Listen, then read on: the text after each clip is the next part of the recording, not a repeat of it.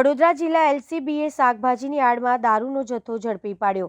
વડોદરામાં તારીખ 20 local crime branch Vadodara ગ્રામ્યના પીઆઈ કે.આર. સિસોદિયાએ પોતાના તાંબાના અધિકારીઓને વધુ ભારતીય બનાવટના વિદેશી શરાબ અને અન્ય નશાકારક વસ્તુઓને પકડી પાડવા સૂચના આપેલ હોય પીએસઆઈ એસ.જે. રાઠવા એલસીબી અને ટીમ સાથે પેટ્રોલિંગમાં હતા। પોલીસે બાતમી મળેલ કે બોલેરો પિકઅપ MP 13GB 6484 લીલા શાકભાજીની યાર્ડમાં ભારતીય બનાવટના વિદેશી શરાબનો જથ્થો ભરી ડભોઈ બોડેલી રોડ પર વેગા પાસે HP પેટ્રોલ પંપ પાસે બોલેરો પિકઅપની તપાસ કરતા 2 ઈસમો ઝડપાયા, જેની તપાસ કરતા ગૌરવ ભેરસિંહ ચૌહાણ રહેઠાણ ચાંદપુર કઠીવાડા તાલુકો અલીરાજપુર મધ્યપ્રદેશ અને પિન્ટુ લાલુ ચૌહાણ રહેઠાણ ઇન્દરસિંહ કી ચોકી અલીરાજપુર મધ્યપ્રદેશને ઝડપી પૂછતાછ કરતા ગાડીમાંથી શાકભાજીની આડમાં વિદેશી દારૂની કુલ પેટીઓ 135, જેમાં ક્વાર્ટરિયા બિયર ટીન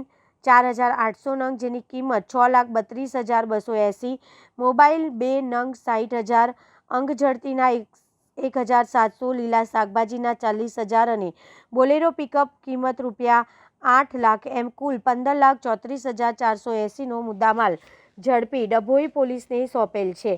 આ ભારતીય બનાવટના વિદેશી શરાબની ગાડી ચાંદપુર ખાતેથી રાજસ્થાની ઢાબા પાસેથી આપેલ, જે વેગા ચોકડીથી થાનસિંહ કિરાડ રહેઠાણ MP આગળ લઈ જનાર હોવાની વિગતો બહાર આવી છે।